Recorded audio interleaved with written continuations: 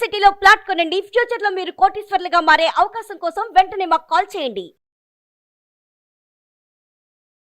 నమస్కారం. కార్తీక పురాణం 16వ రోజు పారాయణలోకి వచ్చాం. అయితే వశిష్ఠ మహాముని చెప్తున్నారు, ఎలుక మనిషిగా మారింది. అది కథ విన్నాం కదా, అలాంటిదే ఇంకొక కథ చెప్తారనమాట. వశిష్ఠ మహాముని ఏం చెప్తారంటే, దామోదరునికి ప్రీతికరమైన ఈ కార్తీక వ్రతాన్ని చేయని వాడు కల్పాంతం వరకు నరకాన్ని పొందుతారు. కార్తీక మాసం 4 రోజులు నియమంగా తాంబూల దానం చేయవాడు జన్మాంతరమందు వాస్తవముగా భూమికి ప్రభు అవుతాడట. కార్తీక మాసమందు 4 రోజులు పాడ్యమి మొదలుగా ఒక్కొక్క దీపాన్ని హరిసన్నిధిలో వెలిగించేవాడు విగత పాపుడై వైకుంఠాన్ని పొందుతాడు. ఈ హరిసన్నిధిలో అంటే మన ఇంట్లో అయినా దేవాలయంలో అయినా కూడా పనికొస్తుందండి. కార్తీక పురాణమందు పూర్ణిమ నాడు సంతానాన్ని కోరి సూర్యుని ఉద్దేశించి స్నానము దానము చేయవలెను. అట్లా చేసిన ఎడల సంతానము కలుగునని చెప్పబడింది. కార్తీక మాసంలో హరిసన్నిధిలో దక్షిణ తాంబూల సహితంగా టెంకాయ దానం చేయవాడికి సంతాన విచ్ఛేదం ఉండదు, రోగం ఉండదు, దుర్మరణం ఉండదు. తాంబూలంతో పాటు కొబ్బరికాయలు కూడా ఇవ్వాలన్నమాట. అప్పుడు విశేషమైన ఫలితం, సంతానం తోటి గొడవలు కూడా ఉండవట. కార్తీక మాసమందు పూర్ణిమ నాడు హరిముందర దీపస్తంభాన్ని పెట్టేవాడు, స్తంభదీపాన్ని పెట్టేవాడు వైకుంఠపతి అవుతాడు. హరిసన్నిధిలో దీపస్తంభ సమర్పణ చేసిన వాడికి కలిగేటి పుణ్యం చెప్పడానికి నా తరం కాదు, చాలా విశేషమని చెప్తున్నాడు. కార్తీక మాసమందు హరిసన్నిధిలో స్తంభదీపాన్ని చూసిన వాడికి కూడా పాపములు సూర్యోదయమందు చీకట్లలాగా నశిస్తాయట. పూర్ణిమ రోజున స్తంభదీపాన్ని చూసేవారి పాపాలు సూర్యోదయంలోని చీకట్లలాగా నశిస్తాయి. కార్తీక మందు స్తంభమును సమర్పించని వాడు నరకము నుండి విడుదల కాడు. స్తంభదీపానికి శాలిధాన్యము, వ్రీహిధాన్యము, నువ్వులని ఉంచి దీపం పెట్టాలి. శిలతో గాని కొయ్యతో గాని స్తంభాన్ని చేయించి దేవాలయం ముందర పాతి దానిపై దీపాన్ని పెట్టువారు హరికి ప్రియుడుగును. ఈ స్తంభదీపం అంటే ఏమిటంటే, మామూలుగా చూడండి 3-4 పద్ధతులు చెప్తారండి. ఏకదీపం, ఒక ప్రమిద పెట్టడం, ఆజ్యం కానీ ఆవు నెయ్యి కానీ నువ్వుల నూనె కానీ వేసి దీపాన్ని వెలిగించడం సాధారణ దీపం. దీపమాల అంటే ఒక 11, 21, 40, 108 ఇట్లా వరుసగా దీపాలని పెట్టడం దీపమాల అయిందా. తర్వాత ఏమో ఈ అఖండం పెట్టడం, ఒక పెద్దది. తొలి రోజున వెలిగించి 30వ రోజు దాకా దాన్ని తీసుకెళ్తాం, లేదా ఉదయమే వెలిగించి మళ్ళీ ఉదయం దాకా ఆ దీపాన్ని ఉంచుకోవటం, ఇదొక పద్ధతి. దీంతో పాటుగా ఈ తర్వాత జ్వాలతోరణ సమర్పణ ఒకటి చూపిస్తారు. ఈ జ్వాలతోరణాలు ఇళ్లల్లో చెయ్యరు, దేవాలయంలో జ్వాల వెలిగించి దాని కింద నుంచి పరమేశ్వరుణ్ణి తీసుకెళ్తారు. పల్లకిని స్వామివారి ఊరేగింపప్పుడు జ్వాలాతోరణాన్ని వెలిగిస్తారు. ఆ సమయంలో స్వామివారితో పాటు కూడా ఆ జ్వాలాతోరణం కింద నుంచి ఆ పైన భగ్గుని మండుతుంది, గడ్డి తాళ్ళు పెట్టి వాటిని వెలిగిస్తారనమాట. ఆ వెళ్ళిన వాళ్ళకి నరక బాధలు ఉండవని చెప్తారు. వీటితో పాటు ఆకాశ దీపం ఒకటి పెడతారు. ఏం చేస్తాము మనం, ఏదైనా చిన్న గాజు దాంట్లో కానీ, ఇది వరకు తాటిది పెట్టేవాళ్ళు, తాటి మట్టని ఇట్లా మడత పెట్టి, ఇది వరకు ఎక్కడ ఉన్నాయండి గాజు పద్ధతులు లేవు కదా, అట్లా తాటి మట్టని ఇలా ఉంచి అందులో దీపం పెట్టి ఓవైపు కొద్దిగా గాలి వచ్చేలాగా, అంటే కింద భాగంలో గాలి రాదు, పై భాగంలో గాలి వచ్చేలాగా ఏర్పరిచి దాన్ని ఏం చేసేవాళ్ళు, ఒక కప్పితోటి పైదాకా లాగి ఆకాశ దీపం పెట్టేవాళ్ళు. ఇప్పుడు కూడా కొన్ని చోట్ల మనకు కనపడుతుంది, అవకాశాలు ఉన్నప్పుడు ఉన్నాయి కాబట్టి. మనం ఇప్పుడు ఈ గ్లాస్ ఫిట్ డబ్బాలు లాంటివి వస్తాయి, అందులో పెట్టి దాన్ని పైకి లాగి పెట్టుకోవచ్చు. ఆకాశ దీపం, వాకిల్ దీపం, తర్వాత ఏమో ఏమంటారు మన తులసి చెట్టు దగ్గర దీపం, వీటన్నిటితో పాటుగా ఈ స్తంభ దీపం అనేది ఒక ప్రత్యేకమైన విధానంగా చెప్తారు. ఎత్తుగా ఏదైనా ఒక స్తంభాన్ని కానీ ఎన్నైనా పెట్టి దాని మీద దీపం పెడతారు, దాని మీద ధాన్యం పోసి దాని మీద పెడితే అది చుట్టుపక్కల చాలా మేరకి దాని వెలుతురు కనపడుతుంది. మనం సులువుగా ఏం చేసంటే, ఈ స్తంభ దీపానికి మనము ఈ ఇత్తడివి దీప పుందులు ఉంటాయి కదా, కేరళ ప్రాంతంలో వివాహాది శుభకార్యాల్లో కనపడుతుంటాయి, పెద్ద దీపపు సెమ్మ ఒక్కటి కొని పెట్టుకుంటే ఏటా ఈ స్తంభ దీపం కింద పెట్టుకోవచ్చు. కింద కొంచెం ధాన్యం కానీ బియ్యం కానీ పోసి దాని మీద దీపారాధన కుందిని, ఆ పొడుగాటి కుందిని పెట్టి వెలిగిస్తే ఏంటంటే, అది ఇట్లా వాకిట్లో పెట్టేసరికి దైవ సన్నిధిలో కూడా పెట్టచ్చు, దీపం చుట్టూతో అంత మేరకి కనపడుతుంది. ఈ విశేషం చెప్పబడుతుంది అన్నమాట. ఈ స్తంభదీపం విషయంలో ఒక ప్రత్యేకమైన గాథ ఉంది. మతంగ మహాముని ఆశ్రమము నానా తరుజాల మండితంగా ఉండేదట. ఆయన ఎన్ని చెట్లో ఉండేవి ఆయన ఆశ్రమంలో. అక్కడ ఒక విష్ణువాలయం ఉంది. ఆ ఆలయం చుట్టూతా కూడా చాలా పెద్ద వనం ఉంది. ఈ కార్తీక వ్రత పరాయణులైనటువంటి మునీశ్వరులు అక్కడికి వచ్చి ఆ దేవాలయగత విష్ణుమూర్తిని నానా విధాల షోడశోపచారాలతోటి పూజించి కార్తీక మాసం అంతా విశేషంగా సేవించుకునేవాళ్ళు.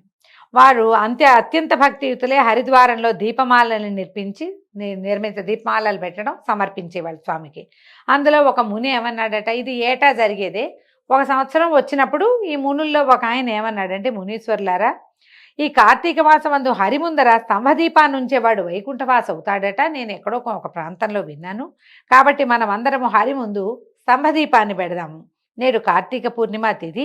ఈ దినం సాయంకాలం స్తంభదీప దానం. హరికి దానం అంటే ఎవరికో దానం కాదు, స్వామివారి కోసం సమర్పించడమే దీపదానం అని చెప్తున్నారనమాట. అత్యంత ప్రీతమము, విష్ణు ప్రీతికరము కాబట్టి స్తంభాన్ని చేయించి కార్తీక మాస పౌర్ణమి నాడు సాయంకాలం దాని యందు దీపం పెట్టేవాడు పాపాలు నశించి వైకుంఠ లోకాన్ని పొందుతాడు అనేసరికి వీళ్ళందరూ ఏమన్నారు, అవునవును నిజమే, మేము విన్నాం, చేద్దామని దీపస్తంభాన్ని పెట్టడం కోసం ఒక కర్ర కోసం వెతికారు.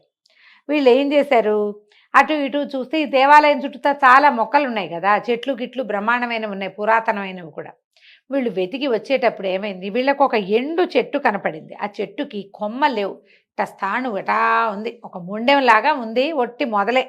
అయితే కార్తీక వృత సముత్సాహులైన వాళ్ళంతా కలిసి ఆ స్థానువునందు శాలి వ్రీహి తిల సమేతంగా దీపాన్ని నేతితో వెలిగించి ఆనందించారు. ఆ చెట్టుని ఏం చేశారు, పైవైపున ఒక్క రవ్వ చదునుగా కొట్టి దాన్ని అక్కడి నుంచి పట్టుకొచ్చి దేవాలయం ముందు స్థాపించారు.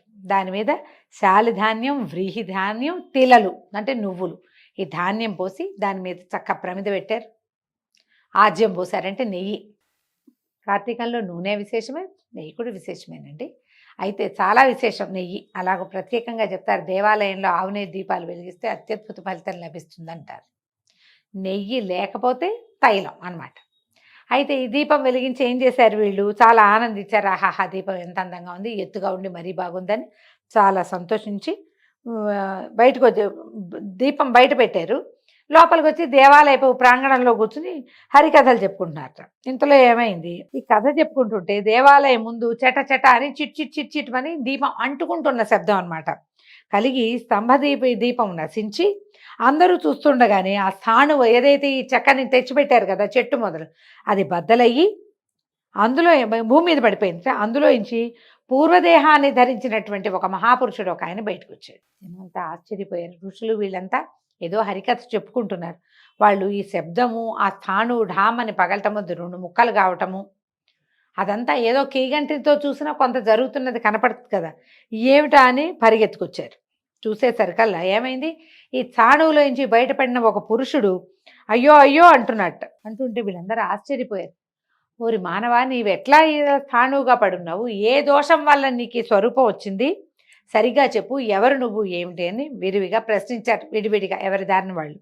అయితే వీళ్ళందరికీ నమస్కారాలు చేసి సంతోషంతో అంజలి పట్టి ఇట్లా చెప్పాడట, ఓ బ్రాహ్మణోత్తములారా, నేను పూర్వం ఒక బ్రాహ్మణుణ్ణి, రాజ్యాన్ని పరిపాలించేవాడిని. కానీ ఆయనకి రాజ్యం ఉందన్నమాట.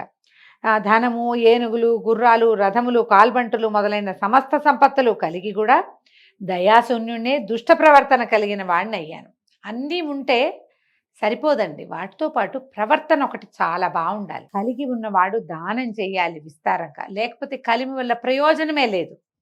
అయితే నేను వేదశాస్త్రాలు చదవలేదు, హరిచరిత్రను వినలేదు, తీర్థయాత్రకు పోలేదు, స్వల్పమైన దానం చేయలేదు, దుర్బుద్ధి కలవాడనే ఏ పుణ్యకార్యము నేను ఆచరించలేదు. నిత్యము నేను ఉన్నతాసనంలో కూర్చుని వేదవేత్తలు, సదాచారవంతులు, పుణ్యపురుషులు, దయావంతులు, సదాశ్రయకాములు అయినటువంటి బ్రాహ్మణులను నా ముందు నీచాసనాల్లో కూర్చోబెట్టడానికి వినియోగించి వాళ్ళ అభిముఖంగా కాళ్ళు చాచి కూర్చుని ఎప్పుడు కూడా నమస్కారం చేసిన వాడిని కాదు. వారికి ఇష్టార్థాలు, వాళ్ళకి కావాల్సింది ఏం కావాలి నాయనా అని కనుక్కుని నేను ఏనాడు ఏది వాళ్ళకి అవసరమైంది ఇవ్వలేదు, ఇష్టమైంది ఇవ్వలేదు. నాకు ఎక్కువైంది కూడా నేను ఎప్పుడూ దానం చేయలేదు. ఎక్కువై చేసినా దానం పనికొస్తుందండి, అది చేయలే. పర్వకాలాల్లో అంటే పర్వదినాల్లో ఎన్నడూ ఏ దానము బ్రాహ్మణులకు ఇవ్వలేదు. ఎప్పుడైనా దానం ఇవ్వక తప్పకపోతే ఏం చేసేవాడు, ఏదైనా ఇవ్వాలి, కొబ్బరికాయలు దానం చేయాలండి, కొబ్బరికాయ దానం చేసినా దక్షిణా సహితంగా ఇవ్వాలని చెప్పుకోను.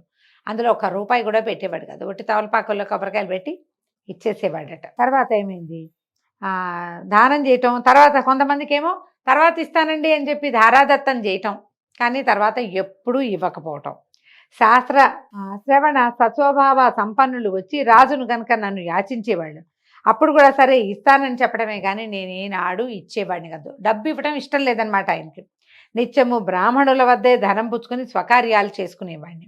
నేను ఇట్లా దుర్బుద్ధితో దినాలు గడిపాను. ఆ దుష్కృత కర్మ చేత చచ్చి నరకమందు అనేక యాతల్ని అనుభవించాను. తర్వాత భూమికి వచ్చి 52,000 సార్లు 52,000 సార్లు కుక్కగా జన్మించాడట ఆయన. అనంతరము 10,000 మార్లు కాకిగా పుట్టాను. తర్వాత 10,000 మార్లు తొండగా పుట్టాను. తర్వాత 10,000 మార్లు పురుగుగా పుట్టి విశ్వాసనే ఉండి, అంటే ఏదో పిచ్చి గడ్డి పురుగులు ఏం తింటాయండి, మలభక్షణం చేస్తాయి, అదే తిన్నాయి. తర్వాత 1,000,000 మార్లు చెట్టుగా ఉన్నా. చివరకు 1,000,000 సార్లు స్థాణువుగా, ఇట్లా మొద్దు ఎందుకు ఉపయోగపడని మొద్దు కూడా ఉపయోగపడుతుంది, ఈ పొయ్యిలోనో ఎక్కడో వాడుకుంటారు, దానికి కూడా నేను ఏనాడు ఉపయోగపడలేదు. అలాగా కాలం గడుపుతున్నాను అని చెప్పేసరికల్లా చెప్పాడు. ఇంకా చెప్తున్నాడు, అనేక విధాలుగా పాపకర్ముడునైన నాకు పరమ దుర్లభమైన ముక్తి ఇట్లా కలిగింది. దీనికి కారణం నాకు తెలీదు.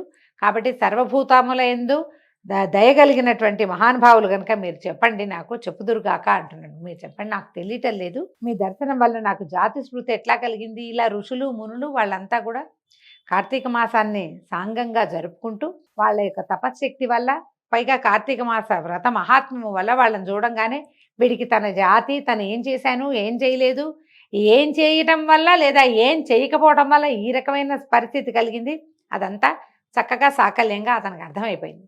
ఆ మాట చెప్పాడు, మిమ్మల్ని చూడడం వల్లే జాతి స్మృతి కలిగింది అని. అప్పుడు చెప్పేసరికల్లా మునీశ్వరులు ఇట్లా విని వాళ్ళలో వాళ్ళు చెప్పుకుంటున్నారట, కార్తీక మాస ఫలితము యథార్థమైంది, ప్రత్యక్షంగా మోక్షాన్ని ఇస్తుంది కార్తీక మాసం. రాతికి కొయ్యకి కూడా మోక్షాన్ని ఇచ్చింది. అందుకే ఈ పూర్ణిమ సమస్త పాతకాలని నశింపజేసేది. కార్తీక పౌర్ణమి చాలా విశేషం అండి. పౌర్ణమి తర్వాత ఈ కథ వస్తుంది. ఇందులో కూడా పౌర్ణమి గురించే చెప్పబడింది. ఈసారి విన్నాం, ఈ పౌర్ణమి చేయలేకపోయాం, పౌర్ణమి తర్వాత ఇది తెలిసింది, అయ్యో ముందే తెలియలేదే అనిపిస్తుంది. సహజం కదా. వచ్చే సంవత్సరానికైనా మనం ఇది తెలుసుకుని ఉంటాం కదా, వచ్చే ఏడాదైనా జరుపుకుంటామని మనం నిశ్చయం చేసుకోవాలి, ఒక మాట ఇచ్చుకోవాలి మనకు మనమే. వచ్చే ఏడాది కార్తీక పౌర్ణమి విశేషంగా చేసుకుంటా ఇందులో చెప్పారు అని ఆ ప్రతిజ్ఞ చేసినా కూడా మీకు ఫలితం బాగుంటుంది. ఈ పూర్ణిమ యందు స్తంభదీపము చాలా సుఖప్రదము. కార్తీక పౌర్ణమి నాడు పర్లతోటి ఉంచబడిన దీపం వలన ఎండిన మొద్దు ముక్తి నొందెను. మొద్దైనను కార్తీక మాసమందు దేవసన్నిధిలో దీపం వహించిన ఎడల పాతక ముక్తిని పొంది దయాళువైన దామోదరుని చేత మోక్షాన్ని పొందింపబడుతుంది. అంటే వాళ్ళు పెట్టిన దీపాన్ని మోసినందుకు ఆ స్థాణువుకి అలాంటి ఫలితం వచ్చిందనమాట. ఇట్లు వివాదము చేయి వారితోటి ఉద్భూత పురుషుడు తిరిగి ఇట్లా అన్నాడు. చెప్తున్నారు, వాళ్ళలో వాళ్ళు మాట్లాడుకుంటుంటే ఇతనికి అర్థమైంది. అడిగాడు, జ్ఞానవేత్తలైన ఓ మునీశ్వర్లారా, దేని చేత మోక్షం కలుగుతుంది, దేని చేత బద్ధుడవుతాడు మానవుడు, దేని చేత ముక్తుడవుతాడు, ఏది మనని కట్టేసేది, ఏది మనని విడిచేసేది, దేని చేత దేహులకు ఇంద్రియం కలుగుతుంది, మళ్ళీ ఇంద్రియాలు కలుగుతాయి, అంటే నేను మళ్ళీ పుట్టి మళ్ళీ ఏదో ఒక శరీరాన్ని ఎలా పొందుతాం మనం, మోక్షప్రాపకమైన జ్ఞానం ఎట్లా కలుగుతుందో ఈ సర్వం నాకు చెప్పమంటే అడిగితే ఆ మునులలో ఉన్నటువంటి అంగిరసుడు అనే మహాముని ఈ ఉద్భూత పురుషుడికి స్థాణువు పగిలి అందులోంచి బయటకు వచ్చినటువంటి మానవుడికి ఇట్లా చెప్పడం ప్రారంభించారు. దీంతో కార్తీక మాసంలోని 16వ అధ్యాయం పురాణంలోది పూర్తయిందండి. రేపు ఉదయం మళ్ళీ 17వ అధ్యాయంలో కలుసుకుందాము. నమస్కారం.